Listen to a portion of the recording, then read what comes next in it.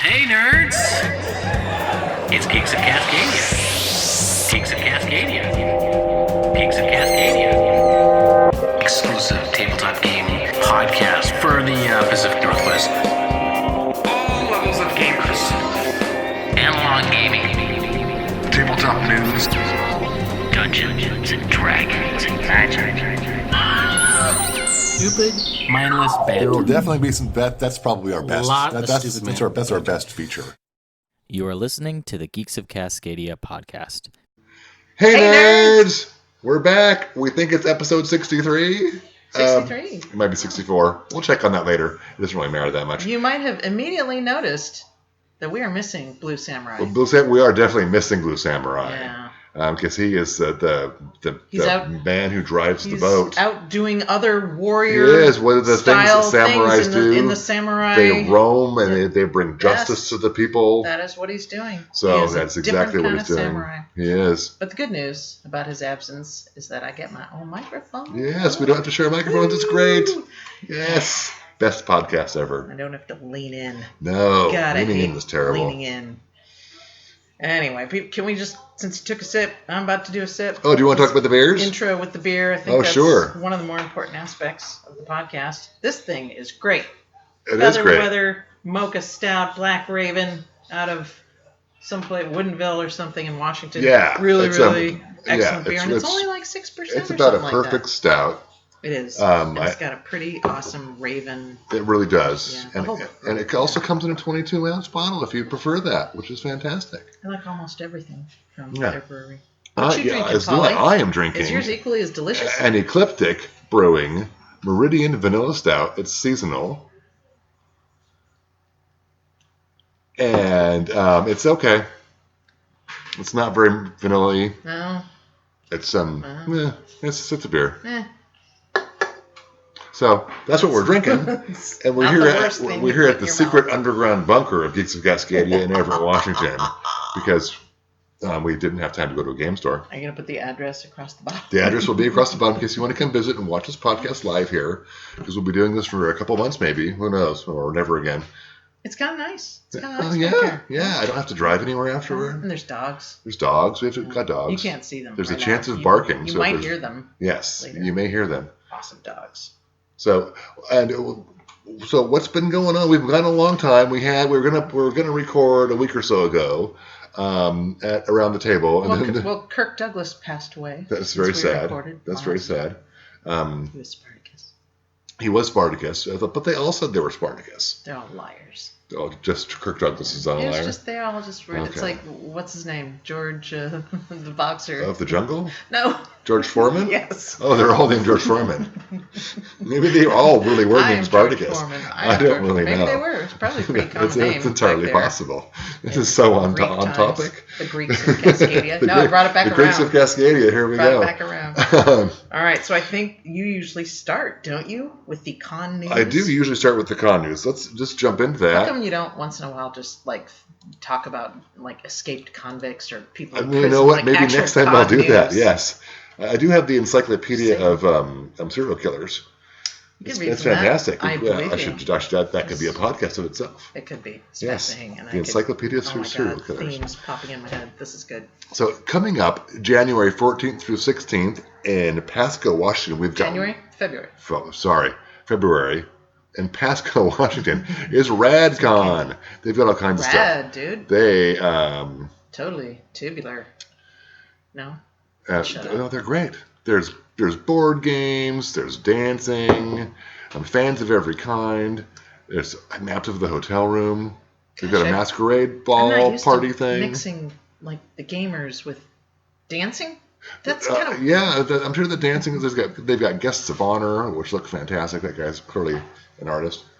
Yeah, from his goatee. Or maybe he's if he had a soul patch, I guess he'd be a trumpet player. Oh yeah, it's good to know the distinction. But that's coming up very soon on the 14th. That'll be a great Valentine's Day thing to do with your loved one. That would be in Pasco, Washington. Also coming up nearby in Vancouver, British Columbia, is Fan Expo. It's on the 15th through the 17th.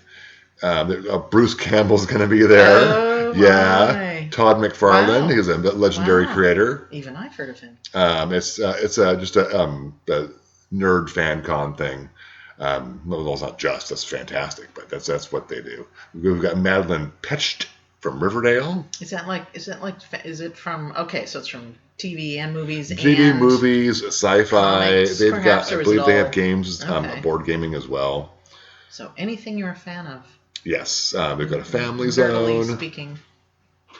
They've got cosplay, of course. It's going to be fantastic. So this is like a bring your kids kind of thing. Well, yeah. I think you bring your kids. Look, you can get your picture taken with Bruce Campbell, just like this guy. Well, He's holding the He's Necronomicon. certainly grown into a distinguished-looking man. I actually hasn't he? have this Necronomicon in the other room. Necronomicon. Necronomicon.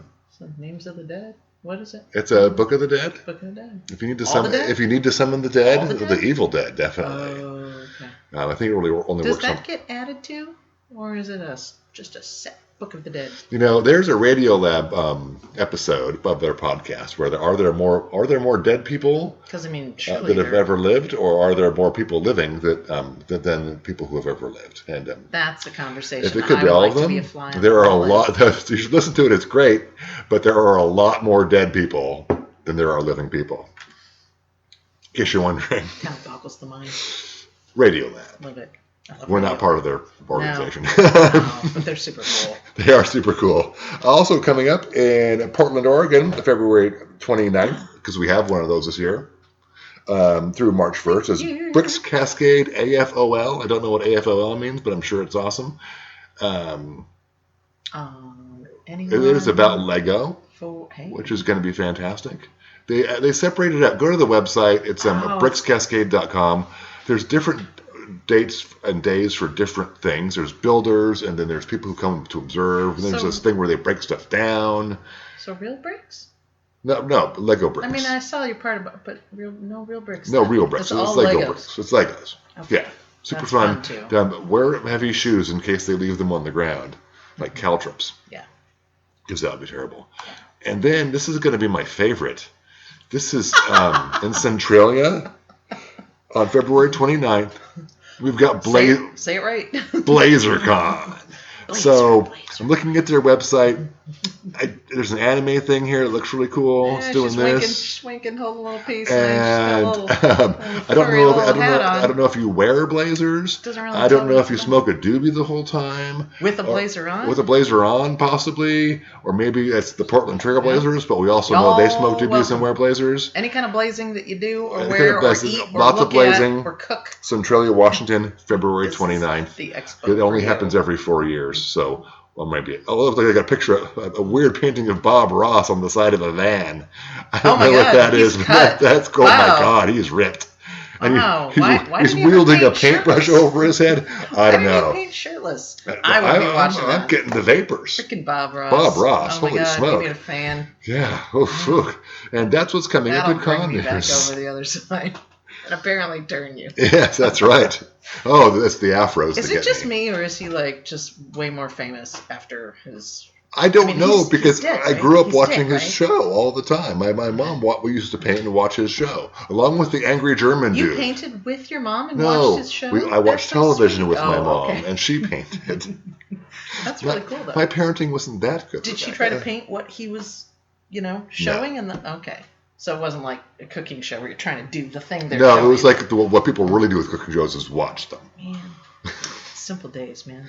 Yeah. Painting with Bob Ross. PBS. Cooking with Support Who it. Child. PBS.org. Give them some money. You might get a tote bag or maybe a DVD. They paying us to plug them like.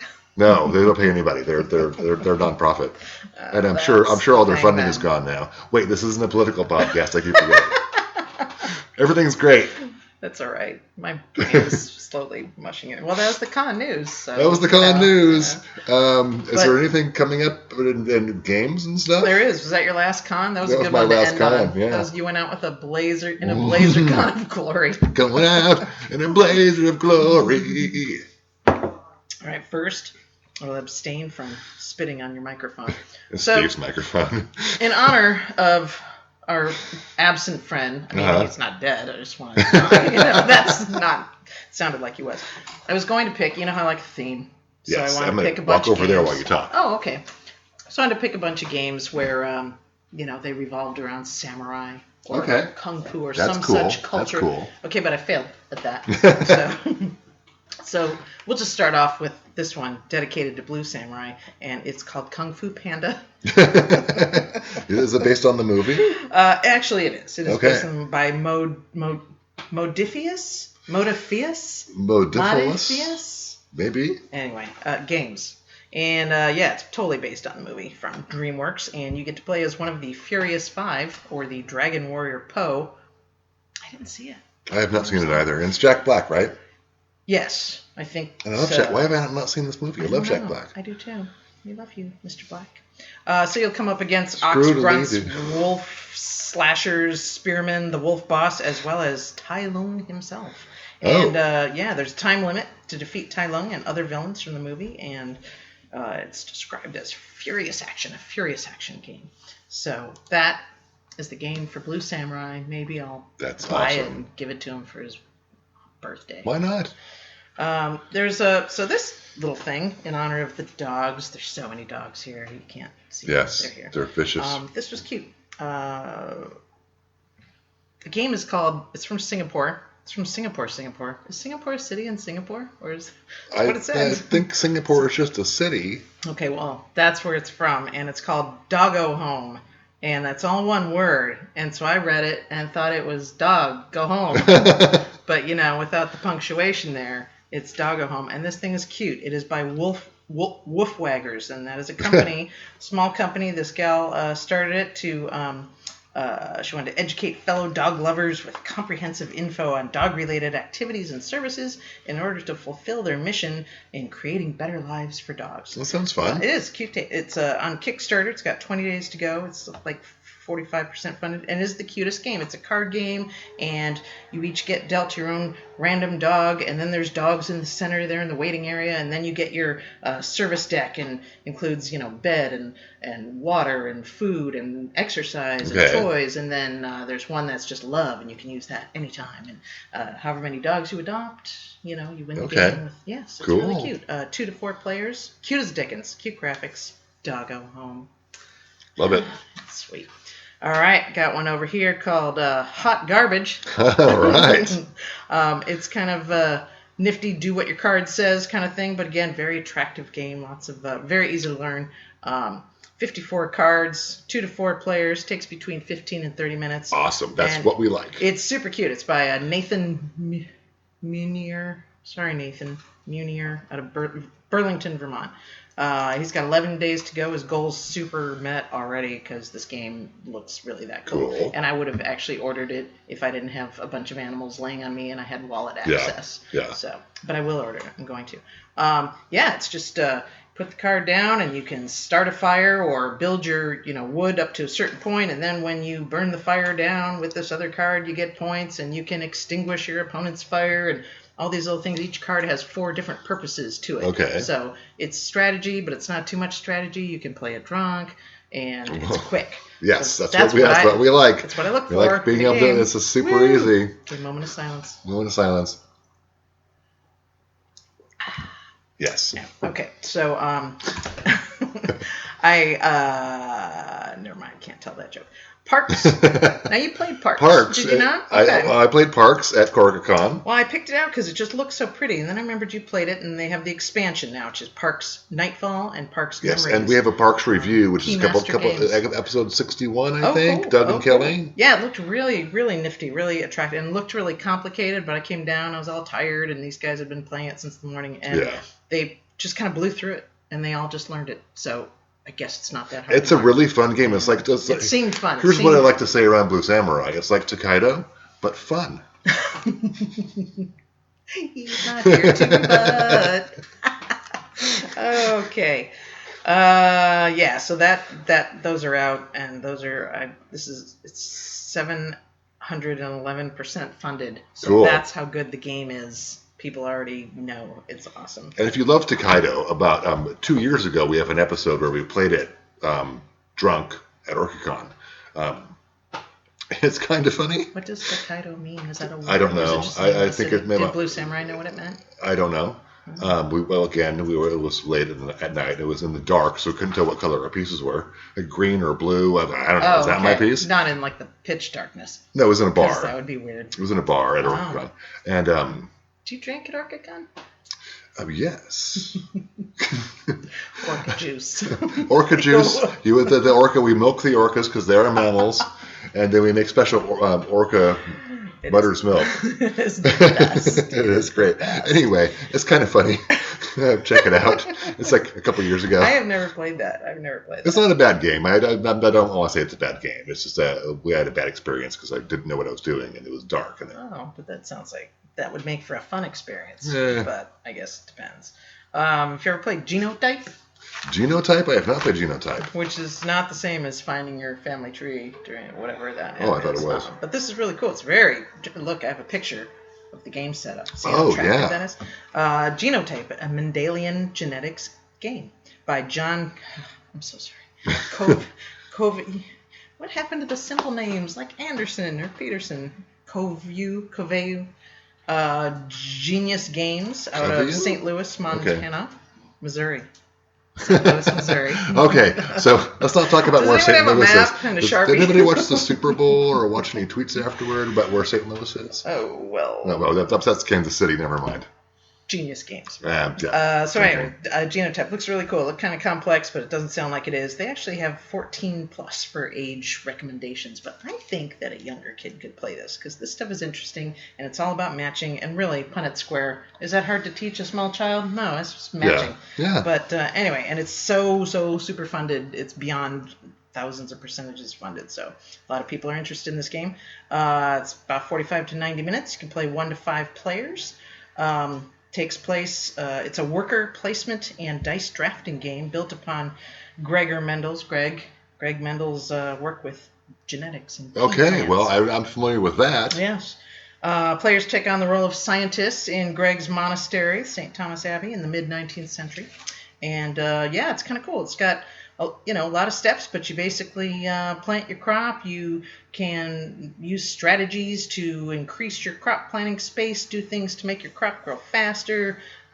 You're not making GMOs, are you? Because I hear those are dangerous. I would never do that. No, that would be too sciencey. It comes with this very attractive main board. This thing is... I'll see if we can get a picture up. Thank you. If I can steal it off Kickstarter. $39 MSRP, maybe 50. What was it? Manufacturer sale MSRP. Manufacturer's recommended suggested retail price. That's it. It's $50. So $39 if you get it through this. But it looks super pretty. Lots of wooden instead of plastic trait markers and game pieces and player action things. There's assistant cards with a picture of a dog. I guess a dog can be your assistant. Sure, that would work. Why Digging not? holes, maybe. So whoever has the most plants at the end of the game wins.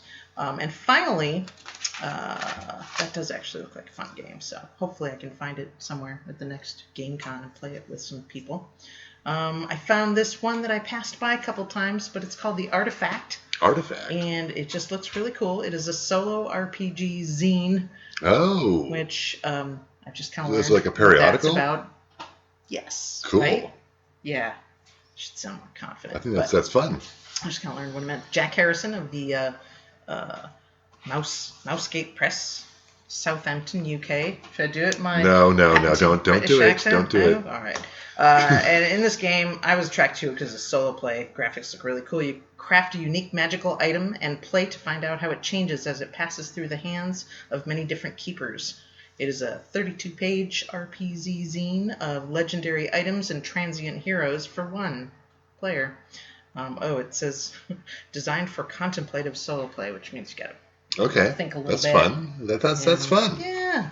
And then I was going to do Dish Pit Witches. Okay, let's talk about it. I'm not going to now. Well. No, don't. Okay, fine. Can't do that, can I? Gay witches who work in a restaurant. That's what got me. I don't know. I just saw it a mail thing now. And if you've ever worked a dish pit, which you know what I have as well. That was my first job. Did you? Really? Yeah. Mexican restaurant. Yeah. Everett. With pretty hands. Oh. Yeah, it was terrible. I had like the white trash old person's restaurant in Minneapolis. Oh, yeah. It's fun. Stayed out late. They had me working over 9-hour shifts. way after the allotted time. Yeah, me too. And I was working with slicers and They stuff. would All the child take labor laws take were my time card and readjust it so they left earlier. It's like, really? That didn't last And long. where there. was that? That was at Chico's in Everett, Washington. It's now Hunan Palace. Oh, okay. It's been a number of things in between. This was 1985. That's awesome. Am I dating myself? Yeah. Yeah, well, that's what happens. Speaking of games, I think that's all I have. Yes, thank you for asking. I'm done. do you like playing Dungeons and Dragons? No, it sucks. Oh, No. good. No. Obviously. Well, I love playing D&D. we played D&D last night. We did. It was fun. That was totally fun. It was totally fun. That was your campaign. Oh, that's right. That was my His campaign. campaign. Yeah. I kind of goaded you into doing some Yeah. voices and things. Yeah. There's more voices to come. I'm working on one for the big bad guy. I think you're a very good DM, and Well, you're thank you. applying yourself with your drawings. Yes, very I'm impressed. trying, yes. Your wife would be very proud of you. Yeah, she might be. If she knew that I was trying so hard. He is trying. He drew quite a bit. We didn't get it done, though. I'm glad. He's Yeah. going to get the play more. I'm Yeah, glad. well, That was awesome. Our next session is going to be like 30 minutes. We had to figure out what to do with the flaming green head that we killed and shattered, but of course it's flaming green head, right? Apparently. Did anybody out there come yell back. green flames? I didn't know. Yeah. No. It happened in our D&D match. Anyway, so we're going to talk to D&D Adventurers League from our interview at Orcacon. They, of course, go to conventions and game stores and stuff, and they run D&D, like basically kind of one-shots, and they're going to explain that to us. It's super fun. We did this at Dragonflight a couple years ago. Everybody, a bunch of people, a table full of people I went to high school with. This is my adventurers post. Okay, that's great. So, should we just go to that now? Let's chat with them. I was pretty chatty in this interview, Yeah, as I recall. you're such a talker. God, I hope I don't dominate Oh my God. the interview. Yeah, I hope you Jeez. don't too. Thank goodness. Hey geeks, Blue Samurai here. I am with, Rebecculous. and we are with Claret Games. Hi. Hello, nice to see you. You guys can introduce yourself real quick. I'm Cindy Munoz. I'm from Claret Games. My name's Joshua Gonzalez. I'm also from Claret Games. We are the two founders. Yes. Cool. And you are running Adventurers League here at Orcacon. And by the way, thank you very much. You're keeping my son busy while we're at this con, so I really appreciate that. You know, I've been wanting to do, or we have been wanting to do, kind of a deep dive in Adventurers League and what it's about and everything. And so that's why I kind of asked you to come here. So can you talk a little bit about Adventurers League and how Claret Games is tied to that? So, Adventures League is what's considered an organized play system. So it uses a standardized rule set with, like, for instance, it has, you can use this book plus this book, and it has, like, certain allowable combinations, certain disallowable combinations. And the standardized rule set allows you to take the character, and this character lives in a world. He can go from Orcacon to ECC to the local game shop, back to Sakura-Con, back to the local game shop for the next 5 weeks. Can travel across the world and go to another convention that's running Adventures League, can go to another gaming shop in Japan if they want, and still transfer all that points and characters across the world. And so they move through 4 tiers of play. And at the highest tier being the 20th level characters, and then there's still content for them to play those characters in. It's not like they necessarily are retired, and you're always able to create a new character. For instance, this weekend at Orcacon, we debuted the Pacific Northwest introduction to the newest campaign setting, which is Eberron. So the author of the adventure gave us 3 unreleased adventures and an unreleased epic to run here, all as part of one perpetual story, and that, again, requires you to create a character with a separate rule set that now is able to travel to any Eberron events. And how is, and I know some game stores are affiliated with Adventures League, and Claret Games is. How does that work? What's that connection there? So we've partnered with a few stores along the way. One of our main partners is Zulu's Board Game. I know those guys. We do a lot of events up there. We'll help out a gentleman by the name of Danny Morales with resources in order to facilitate his charity epics that he does. So like last year, I think we raised a little over $5,000 for the Seattle charity Page Ahead through all of these various Love them. all these various charity events that he did, and so that's something that we do. And then we've toyed with opening our own game shop, but it requires an immense amount of bandwidth, and instead we've kind of focused on supporting the community that exists right now, because it's really this year has been really bad for the gaming shop community in general. The shops that are doing well are continuing to do well, but we've had a lot of game closures this year. So instead of trying to do something on our own, it's kind of felt like it was a better service to the community to continue to support the existing businesses. So let's say Rebecculus and I come to the con, or any cons that you might be at, and we want to get into Adventures League. How would we start? What would we do? You would come walk up to our friendly admins that are standing at the table and ask them that exact question, and they would let you know that if you knew how to create a character already, because maybe you were doing it at home, we would set you with the 2 rules. We're just Player's Handbook plus 1 book only, and then you were to do point buy system, which is 27 set points, and then you work that through your skills. And then after Your ability. your there you go, your ability scores, and you are off to the races. If not, we have pre-generated characters, even some that we created ourselves, and some that are provided through Wizards of the Coast if you go through their website also. And then you go to play, and if you really enjoy it, you can, and you kind of want to tweak the character, you have until 5th level to change whatever you'd like on your character sheet. Except for the name. Okay. And then, and once at 5th level, once you reach 5th level, you are locked in whatever you decide to go with. And at that point, you have now became tier 2. And that's when the game gets even more interesting. And what's this number that's attached, or you can register your character? I don't quite understand that. So it's kind of like a legacy thing from what we've understood. It used to be a way that shops tracked the attendance of actual patrons to Wizard-sponsored events using the DCI number. It's really only used for Magic now. And from what I understand, and don't quote me on this, but they don't really, the buy-in isn't like that anymore. It's not like, you did this many people came to your event, so you have access to this special edition stuff. I think it's just more monetary now, because from what I understand, the distribution structure for the stores has changed. So that's kind of a holdover from that. Everything's kind of log sheets is what we give it, and we give the community the trust that they're going to put in their log sheets what they earned for that adventure. Write down the name of the DM. So normally in the community, if you do want to go back, you can kind of be like and question it, be like, hey, we see that Cleric Games, and email us, that this DM, do they work for you? Yes, they did, and we did on that day run that event. So that never really happens, but that's kind of what it's there for.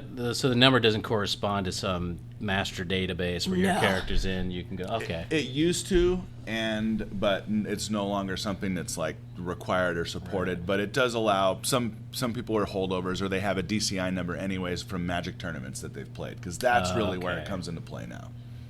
Yeah, in this new season 9, you could see the log sheets. They kind of removed the DCI numbers on there, whereas even in last season, it was kind of lingering within the log sheets. But DCI numbers are not important anymore. So you just come and play, log your stuff, so that in case you need to show it, because things like Fei Chen that comes up, where it's a special market that shows up in certain events and conventions, that you can purchase magic items with the gold and the points that you earn, and then you can also record, and you have to record it, and then the person that's doing the event has to also be able to see it and mark it and sign it. Okay. And what's the I know there's a little bit of separation. There's supposed to be between Adventures League and the actual Wizards of the Coast company, but there is also a relationship of some kind. What is that?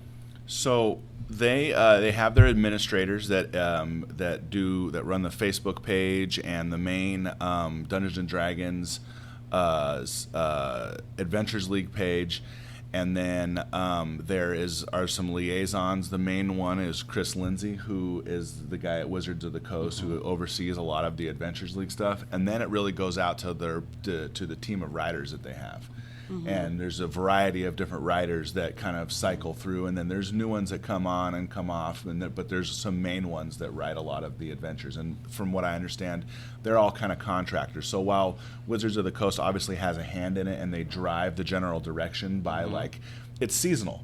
So Wizards of the Coast says we're releasing Dungeon or Baldur's Gate Descent into Avernus. Season 9 is this, and so that drives what happens in the Adventures League, and then they kind of take it from there. Right. And in fact, one of the administrators of the Adventures League is at the convention today, playing down in the Adventures League room. Well, that's cool. Yeah, we're about to get into an epic from Everon that we were all very excited for that he hadn't even read. So he's like, Oh, I wow, stayed away okay. from it because I'm really excited. So Okay. it's pretty full too. I hope your sons are in it. I think they are actually. I think Yeah, they they signed up again. Yeah. So I'm pretty sure they're going to be Right. playing with us. So it's a good one. So these adventures, they're tied to the Adventures League. These campaigns, are they? Those are the ones you have to do, or is someone homebrew something, or? Actually, they used to have this program called the Community Created Content Program, where you could submit things and follow guidelines. That is something that's ever evolving. With the popularity surge of the game, the surge in requests to create their own adventures skyrocketed, so it started to overwhelm them. And so they've started to pare that back, and then they've now released a thing called Pip Yap's Guide to the Nine Hells, and that gives you a really clear-cut ability to write your own adventures that you can run for your group, and those are AL legal as well. Oh, So okay. it all comes down to like AL legal. Like there's a lot of content out there, but not a lot of it is AL legal because they're very careful to make sure like certain items don't slip in that can be paired with something else in a way that will kind of make that character so overpowered that it somewhat diminishes the experience of the other players at the Right. table, or makes them feel like their character doesn't matter. And what are the differences between an Adventures League campaign versus I'm playing something, because I'm a DM for one, and we're in an adventure together. What is the difference? You said that was like you can only do the player's handbook and then another book, or what? Is So that it? normally, like if you're at home and your DM at home's like, okay, we're gonna do this story, and normally they'll ask you guys, what do you want to do? And normally you could be like, well, I'm gonna be a tabaxi, which comes from Volos. And tabaxi, if you don't know what that is, it's a cat humanoid Yeah. creature, which I love. And you get that from the Volos guide, and that one, you're going to have to use some of the stuff like if you want to be a rogue or a bard, you would use your player's handbook. But then sometimes in your bard or wizard options and stuff like that, there's Xanathar's Guide to Everything Right. has magic spells that maybe you're like, oh, I really want to use those. Unfortunately, you can't. You're locked now in Adventures League. You're locked into the Volos and the player's handbook. But at home, normally the DM will be like, yeah, sure, go ahead and add some of those spells that are from there into what your player would learn, because maybe they went to a certain place and they had the ability to learn that. It's just not as, I don't want to say they take away the freedom, because that's not the right way to classify it, but the DM is required to play within like better constraints, and that's why there's so many restrictions on how to play your character, because they don't want a DM to come along where just something's just so out of bounds that it's breaking the module. It's So fair. it's all balanced. There's a lot of play testing that goes on the adventures. And so you can't have like crazy combinations. The way you accumulate wealth is, although they're still working on a system that makes it feel organic when you're getting it within the adventure, there is a limit to how much you can earn per level, again, to make sure that you're not at a table where some of the higher level spells require expensive spell components, and you might have a character table that for whatever reason has 70,000 gold pieces and has enough components to cast these spells 4 or 5 or 6 times, thereby rendering even like permanent death ineffective because he has the ability to cast resurrection. So lots and lots of play testing versus stuff in homebrew. Oh yeah, that sounds cool. I'll go ahead and allow that. Some of that stuff isn't as combinations and I want to have a character that does this. So there's definitely room for both of them in the world. They're both crucial to the advancement of Dungeons and Dragons. Yeah, and I think I don't want DMs that are listening to think that, oh, well, then that means I'm going to be stuck in a certain way too, because there's still that opportunity to kind of like role play and kind of maybe bend things to something that makes more sense to you as the DM, especially if the group is guiding you in a different direction and you think that it'll still get them into the the place you're supposed to get them to at the certain time limit that you have. There's still that opportunity of creativity to bring to these conventions also to a public group. Wow, I can see why they want to kind of limit that, because obviously you don't want to break the game. You're playing with a larger audience. I mean, you could sit down and there's people that you don't even know, and I'm glad that's happening, because D&D is a social game anyway. Can I just ask questions since you're at Yes, that point? please. Are you playing Yes. with people all your exact same level? Or are you In your playing- same tier. Yeah, you so said like tier tier, and I 1's didn't 1 to think- 4. So Okay, again, okay. more play testing. But the levels where things really the happens, event- like 5 or... Everything happens that. in every tier. Like, for Well, instance, that's we're going to be playing an Epic tomorrow that has a variety of different events that need to be unlocked, and it's crucial that each tier is successful in order for the overall objectives of the adventure to be satisfied. So, okay. and again, these adventures will come with, like, say, this is a tier 1 adventure for 4 to 6 players with an average party level of 3. So you add your party level up. If it's a little bit more than 3, the adventure will have specific prescriptions for how to adjust the encounters up or down depending on if the party average is below or above the APL of the adventure. So it allows DMs to Seems just like a lot went into Yeah. making that It happen. really Yeah. did, yeah. Thinking. Yeah. What I do like about I did an Adventures League campaign one time. I think it was at Dragonflight. Yeah, it was at Dragonflight, and it is tied to these seasons, if you will. So it's not a direct linkage, but it's kind of indirect. So, for example, when we did it, it was a couple of years ago. It was before Tomb of Annihilation. We were in Chult. But you could take that and you could do the actual Tomb of Annihilation afterward. You know, you do your own brew and all that. So I noticed that each season, it's not direct, but it touches it a little bit. I know the latest one is Descent into Avernus. So you have a couple adventures where the parties, they're in hell, they're in Avernus, right? I think. Okay. So how soon do you get to know what the next season is, or what's going on, or do you just get the campaign? You don't know. We get advanced information of what's going on, especially now because we're putting on like a higher quality event that with our DMs they need time to build like terrain and make sure they have properly painted miniatures and things like that. So we find out a little bit ahead of time, but we're not in like the inside track up at Wizards. Like we'll find out at about the same time it starts to leak to like your general news sources on the online. I mean, I'm not gonna lie. We cheat a little bit. We go to this thing that normally Dungeons and Dragons will do an event that you would purchase a ticket and you go, and they kind of give you a preview of what's coming, and they kind of do a lot of their announcements there. And then if you don't make it to that, you go onto their streaming channel and you watch it live on stream. And so this last year was Ascend to Avernus. D&D Live is what they called it, and I was there, and it was incredible. And they do give you so much information at those events also. So do you get because the current one, I think you're in Eltriel, I think that's what it is, and then your party, and then the city's in hell. And in the greater campaign of Descent into Avernus, that's what happens in the city itself. Yes. Spoilers. So did that campaign come out before the announcement of Descent into Avernus for you guys, or? So what will happen is the cover will go up. Okay. And then they put the cover out, and then everybody starts going crazy, and then there's people that are releasing content on the DMs Guild that obviously have an inside track as to what's going on, and they know what's coming, and they're releasing content to go along the side of it. And you go to the LA Live event, so when they're so.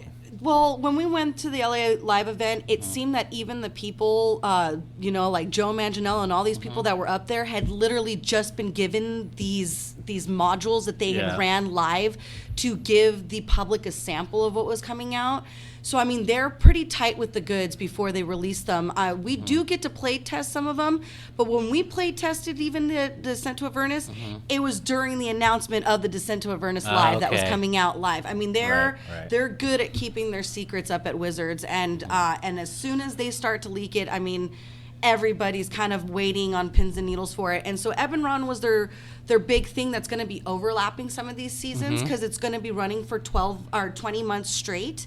And so they're kind of doing that to kind of keep people a little happy on the what's going to be the next season coming out. And so it's kind of helping with the transition process. So yeah, as soon as they let it out, everybody kind of knows. We don't really get to know too much on like what comes out before everyone. What we find out is like we knew Eberron was coming. That was the only special thing, is because at the very end they announced it when they had shut the cameras off. Like, oh, next is Eberron. We were like, oh, I knew it. Wow. So what do you find more popular? Which one do you think people gravitate to, the Eberron one or the Descendant of Avernus one? I think it's all taste. I mean, we've gotten mixed. A lot of it's the new thing too, like because a lot of the season 9 adventures, some of people have played them, and people were playing the hardback book. The Eberron stuff is completely full, and it's a different world. It's a completely different world. It's more steampunk.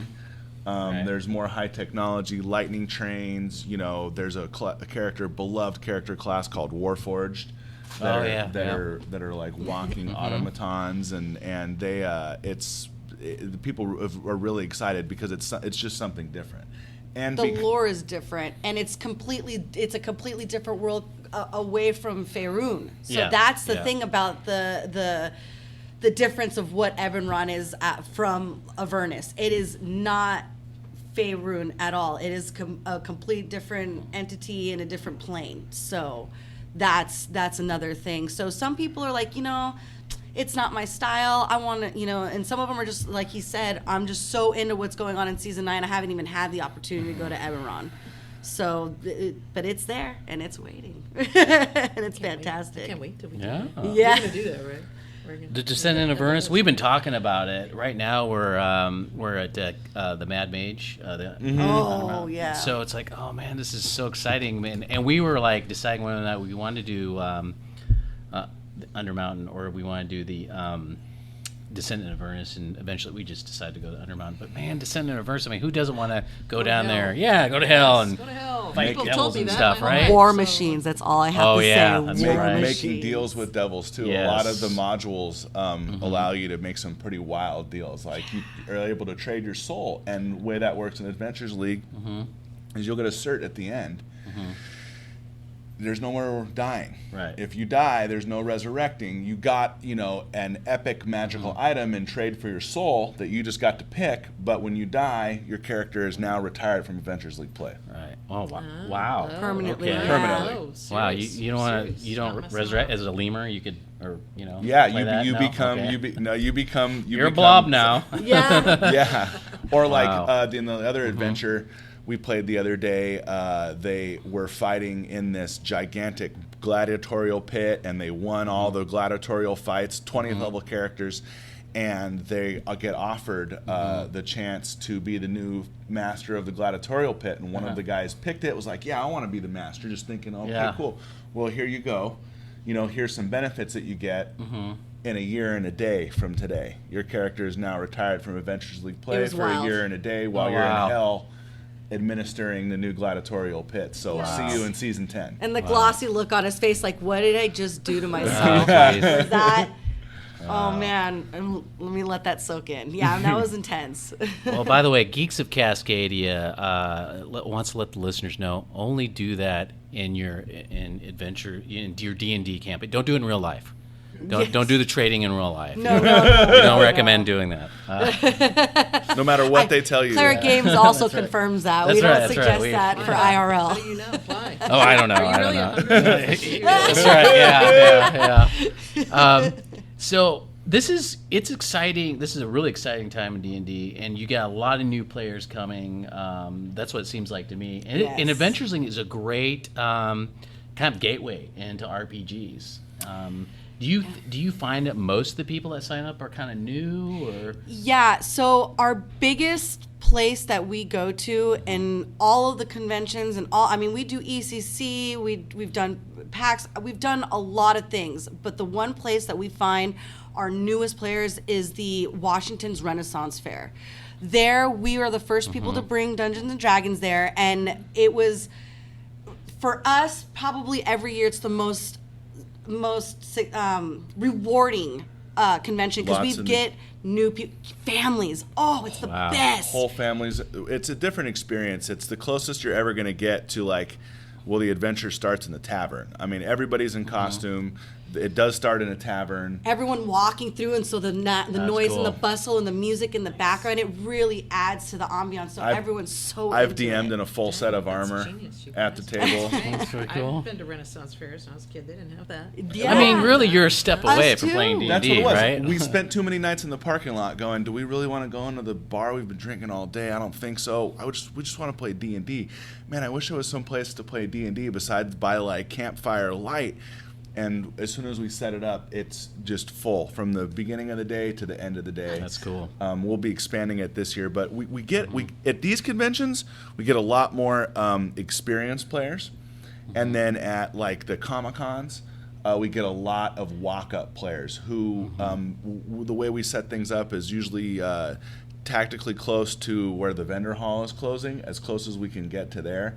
Because when that crowd's coming out of the vendor hall, it's like, well, what are we going to do now? And there's a lot of people that are like, oh, we're 21, we're going to the bar, but what about all the kids who are there cosplaying, 15 to 21? Right. Where are they going to go? Well, those kids come in and they sit down at the tables at nighttime, and we'll, all of a sudden the admins will be like, well, I don't know, we might send so-and-so home. He doesn't have anybody. And then you turn around, the wait list is like 37 deep, and every single table's full.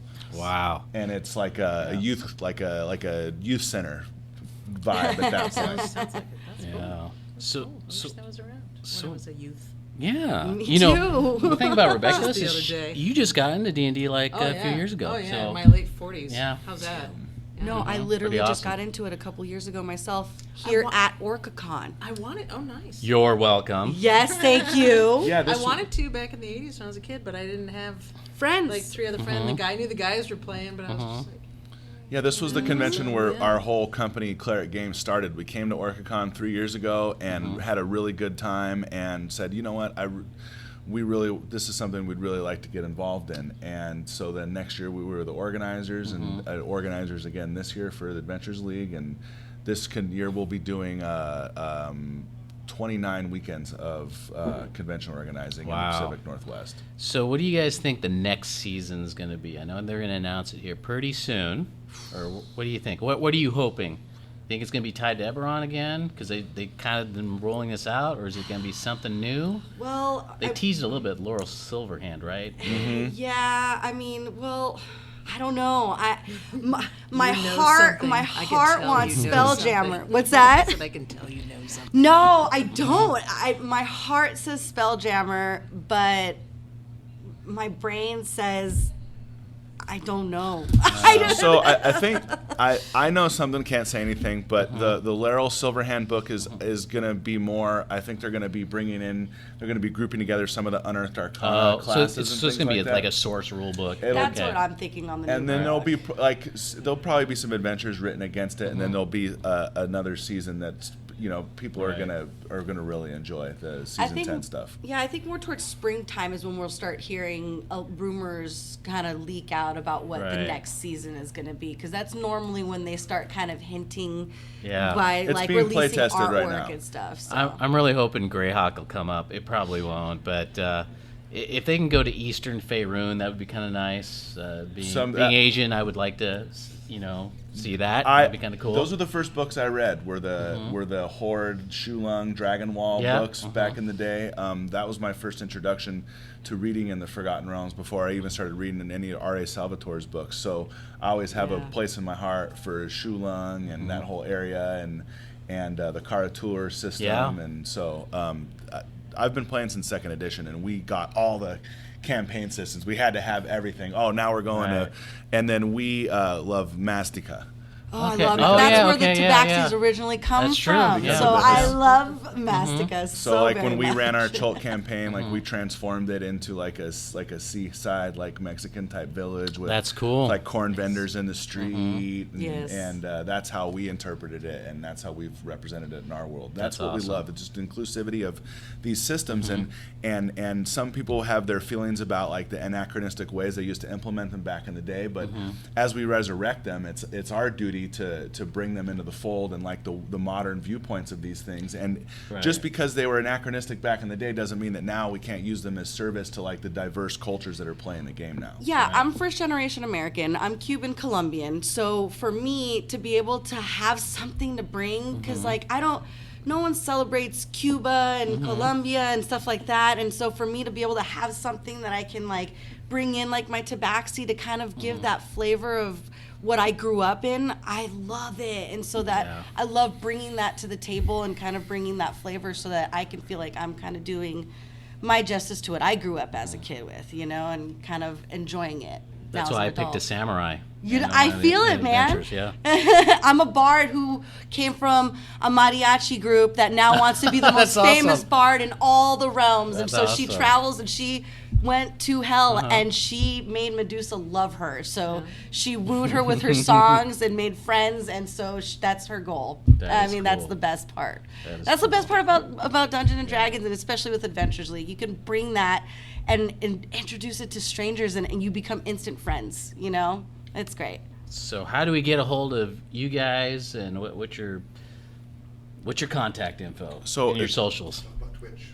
Oh yeah, talk about Twitch. Sorry. So Yeah. we're it's at Cleric Games on Facebook, Instagram, a couple underscore things on Twitter. She's at High Priestess 710 on a variety of different platforms, but we have a weekly show every Tuesday that she does with another associate of ours, Michael Gramling, called Cleric Talk. Okay. Where like this last week they spoke about Orcacon, and going forward in the future we're going to get some of the con people to come on the show and talk about it. We use it as a dissemination point for a lot of what we're doing as far as information goes. And that is Our main focus is Adventures League, so we do focus very much so on that. We also talk a lot about whatever else might be going in Dungeons & Dragons. We've played test other games. Also, we run one of our games that we have called Collateral Damage that we've helped sponsor. And so we run those on there. We run Adventure League games on our Twitch channel, but Cleric Talk is our focus of just reaching out to the community, having people ask us questions that maybe they don't find the time that when they're at the convention to ask, or they forget. And trying to get people that maybe never played, this is how you would start your character sheet. And so it's just a big source of information when we do Cleric Talk. And it's also pretty silly. We also like to talk about just random pop culture of what's going on in nerd pop culture, you know? let's be honest, the focus has been on Dungeons and Dragons and Baby Yoda. Everybody loves Baby Yoda. So, Oh, he's so cute. but we have our Eberron Epic that is starting here soon. Okay. Yeah. Yep. So- you guys got to do that. Yeah, we've got. We have a duty. We walked away on purpose because we didn't want to Yeah. hear the DM we, meeting. we 'cause booked didn't wanna... we booked so many people, and then the demand was so great that we had like 2 or 3 people that stepped up at the last minute. Were cool. handed copies of the module, or now running it to make sure. Because one of the main things is just Mm-hmm. never want to turn people away. Well, before you go, if you could get your contact info. So play at clericgames.com, at Cleric Games on Instagram, Facebook, and the Twitch channel is Cleric Games as well. All right. Well, thanks a lot for coming. This Thanks is for great. talking to us, guys. All right. Take care. Thank you. You too. So great talking to the D&D Adventurers League.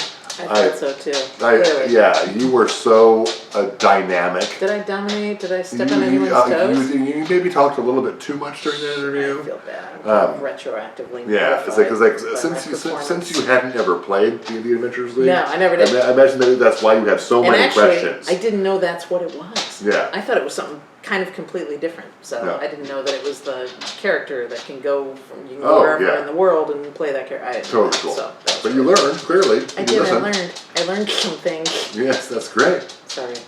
I really enjoyed watching it. There wasn't really room for me to be in the interview. Did all that clicking just come through? That dog? Was Did there you see clicking? the dog? Did you hear the dog? You may have heard the dog. You're blind to it. 'cause- Yes, I'm ear blind to Dexter's nails on my hardwoods. That was Dexter. If you heard the clicking, he's one of the best dogs ever. Yes, he is. He really is. And Briscoe is also Briscoe one of the best is dogs also ever. he's a wonderful, cute dog. Anyway, but Yes. that's beside the point. Oh, If you get a chance to play at D&D Adventurers League, sign up. Go do it. It is really fun. did you do that? I did it with The interview. I did it at Dragonflight, and it was So you have character out there I somewhere. do. I have a number for it. I don't remember what it was. It's like signing up for PayPal and then you use it forever and then you want Exactly, to like, yeah. I think I'm still. Because usually at conventions I'm busy, either running a convention or I'm podcasting at the convention. Too bad you can't level up as time passes even if you don't play. Oh yeah, that's too bad. All of a sudden you play 2 years from now and you're like, Yeah, oh, hey, look at that. I'm level 20. Yeah, so we played at Dragonflight with, it was the table was like me and 8 people I went to middle school and high school with, and it was great. Nice. It was a little loud, but it was super fun. I can't wrap my head around playing from people I went to middle school and high school. I can't. Yeah, it was You live great. here. It He was lives here. Blue Samurai and Barry and Nathan. Did you and know that Steve. Still Paul and Blue Samurai went to high school together? Middle We school did. also? Probably. And Still Paul used to beat him up. No. And that's how he became No. black and blue samurai. That's not true It's at not all. true. It's not true. Blue Samurai was under my wing. Hey, we need to refresh Wait, our beer announcement We moment. do. Let's talk about that before we talk about Substrike, because it's our favorite thing. Oh, yes. So I switched it up here. We have Pike Brewing Company, King of Cascadia Porter, says long live the kings. It's fine. It's okay. It's fine. I have bourbon and tonic, which That's is probably pretty good. Huh? really good. It's one of my favorites. If you've never put tonic in bourbon, do it. I never have. It's nice. Do people normally do that? I just They learned don't, about do it. Just they? learned about it like 9 months ago, and it's, I guess you can it's really good. Mix whatever you darn well please. Yeah, it's really good. It's refreshing. I was going to say damn well please. Is that considered a cuss word and would that be edited out? No, that's gonna be fun. I don't edit anything out, and I don't know what Hobbs is gonna do. Gosh Fucking darn! Hobbs. Ooh, he might take care of that. At any rate, let's talk about Slipstrike. Oh my gosh, that wonderful, wonderful, perfect game It is so much that fun. I can't wait to own. Thank you for buying me one in advance. Yes. Apparently, I'm buying one for Rebeculus. Slipstrike is going to be on. It's by Junk Spirit Games and David Gerard. It's going to hit Kickstarter on February 10th. It's probably going to be a month. I don't know because it's not up yet. But really, I've drooled over this game it's before. a fast-paced game where you're a time-traveling secret agent. Yep. And your job is to knock out the other secret agent. And it's super fast and It's super simple. aggressive. It's teleportation Yes. and weapons, and It takes like- you make strategies It takes out like of that. 5 to 10 minutes to play. You can bring it to a bar. It's very It's very small, compact. Compact. Yes. That's the word. And super fast, super fun. It's super easy to learn. The cards tell you what to do. And he has some different, what do they call them? Different skins, different versions, different. Yeah, I think they're the same thing. Yes, they're the same thing. Different colored Yes. versions. I was trying to use a appropriate word. Well, one's blue, one's I was orange. going to say version. Well, there's Yeah. different looking weapons. And Oh, things. that's it's not right. just And it's different colors. like It's slightly different different theme. locations. Yes. Theme. And Theme. the art is fantastic. I love that It's early '60s retro, spy. archerish Yes, kind of. very yes. yeah, fantastic. So Sorry. Kickstarter, February 10th. There may be a thing on the screen here if you're watching, but And if you just get it go do soon enough, after February 10th, then you could take it with your wife or girlfriend or boyfriend or whatever out to the nice restaurant with cloth napkins that you will take them to on Valentine's Look Day. at this. And then That's- bust out the card game right there. Okay, Rebeculus maybe has never Kickstarted a game. No, not what happens is you give them way the money. after Valentine's You Day. give them the money, Okay. and then they make the game, usually in China, Well, let's just say. and then they ship it. All right. Well, it doesn't have to be Valentine's Maybe next Day. Valentine's It's Day, just- maybe Labor Day, or any time. Or any time. Any holiday that suits your Slipstrike heart. Is an But anytime Slipstrike is game. great. We played it at Orcacon. We did Fantastic. kick Polly's ass. Yeah. No, I didn't. That is not what I didn't. happened. But get it? Is there anything else that's going on here? We've already covered like the Mandalorian. We got WandaVision coming up on Disney Plus. Ah, WandaVision. And Do you watch it? Freebie and the Of course Bean. What's the one? The other one with the Winter Soldier. Oh, Bucky. Oh, I forgot. Bucky and the Gosh. Bean. That's probably what it's called. That Bucky and seems the like Bean. something Marvel would do. 10 Speed and Brown Shoe. Is that what it is? If you know that reference, Email us please at geeksofcascadia@gmail.com or tweet us at geeksofcascadia Or follow us on Facebook on the Geeks of Cascadia. One of them became way more famous and popped into the Marvel universe. He did. The other, was it 10 Speed? Was it 10 Or Speed? was it Brown Shoe? Was it Brown Shoe? I don't know. Maybe he has his own show on Disney Plus as well. But I'll give You should a watch his hint. show. The first one's about basketball shoes. Anyway, that's maybe enough nerdy things. There's never enough nerdy Never things. enough nerdy things.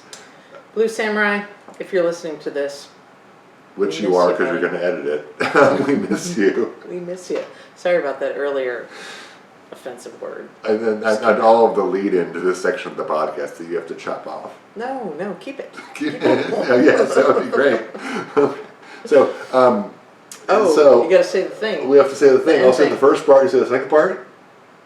Yes. So, hey everybody, embrace the nerd. And we hope you make that saving throw.